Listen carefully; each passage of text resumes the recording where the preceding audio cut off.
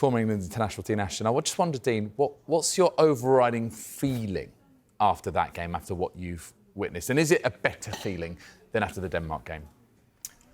No, it's the same. It's the same.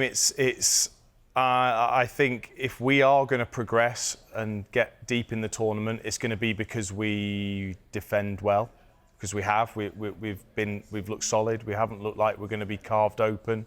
I think that is important in tournament football, but it's not right. The mix of the forward line and midfield hasn't been right, and I think it's been given enough opportunity now for there to be changes going into the next game in the knockout round. I think other players deserve that opportunity.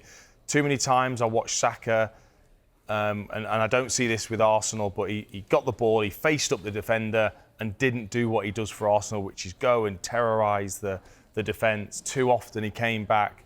Didn't see enough of Kyle Walker overlapping against a team that they're not going to be the threat in behind. You know, England press well. Didn't see enough of that either.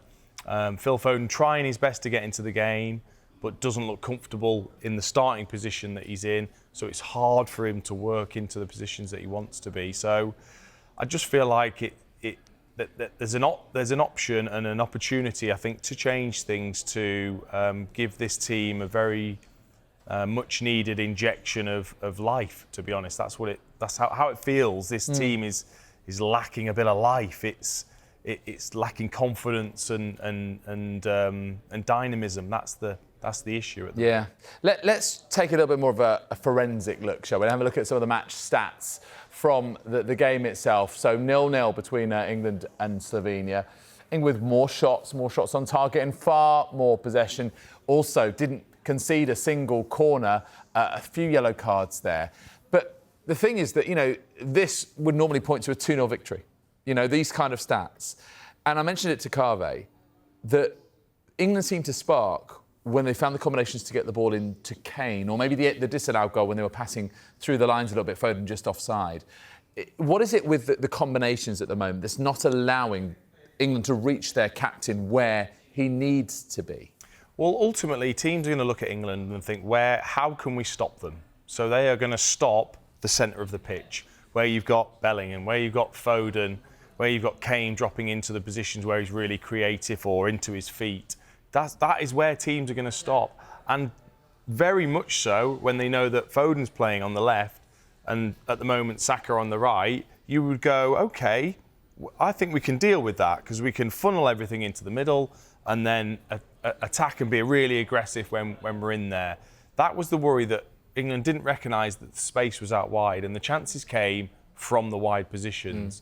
You know, Trippier cross, the Foden offside goal, you know, Cole Palmer's chance. It's coming from using wide areas. And that was the issue. They didn't do that enough, and it's like they didn't realise it as players almost. Let's see if that's backed up by the stats again. The average position of the England players for this game in Cologne, and I mean, I wonder whether you would get Bukayo Saka maybe hugging that touchline a little bit more. And you can see, particularly with Foden at 11, you know, he's not particularly wide, but then he's just not the sort of player. Do you think that, were they to be switched for, let's say, Anthony Gordon rather than Phil Foden and Cole Palmer rather than Bukayo Saka, we would have a team that is more up the pitch and also using that width a bit more? I think you would...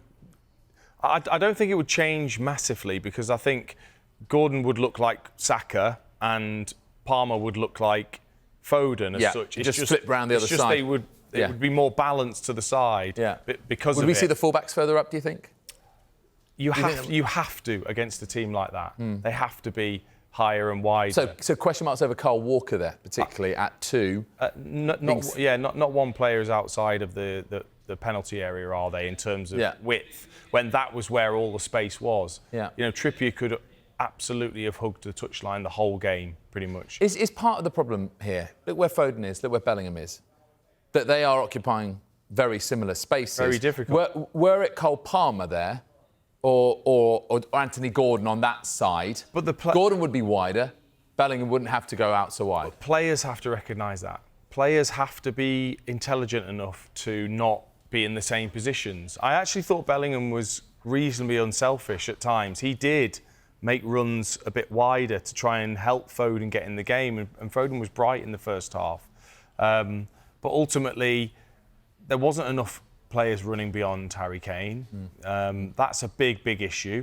And especially when he comes deep. I mean, if he comes deep and you're not running past him then absolutely. you're not up the pitch, are you? When Kane drops deep, he's got so much quality. He can pick a pass to a wide player that's made an arcing run in behind. And I can't think of once where Saka has made that run, that really dynamic run from the right-hand side and through. And Phil Foden's, I think he did it once where he got in.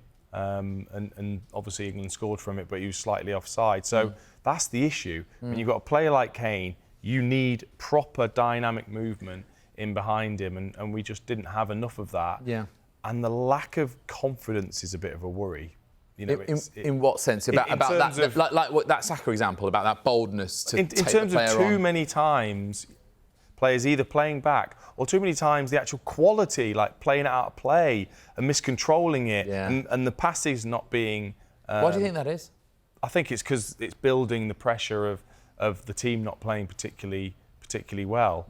And that's down to the manager now to look at that and think, how can I tweak things? How can I improve it? How can I have a bit more balance? But definitely the substitutes have given themselves a really good chance of getting into the manager's thoughts. Yeah, do you think that...